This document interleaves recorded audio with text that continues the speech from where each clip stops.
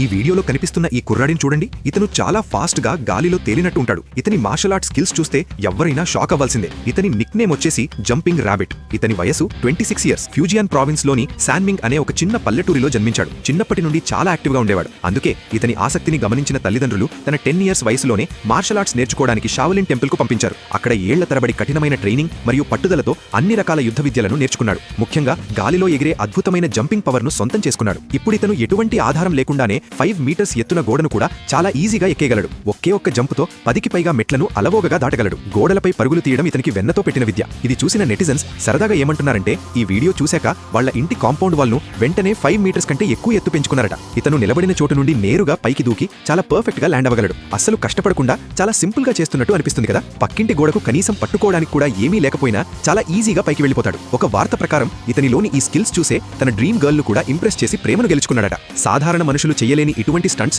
మరియు అద్భుతమైన జంపింగ్ ఎబిలిటీతో ఇతను మిలియన్స్ మంది నెటిజన్స్ మనసు గెలుచుకున్నాడు. ప్రస్తుతం ఇతను ఇంటర్నెట్లో ఒక సెన్సేషన్ గా మారిపోయాడు.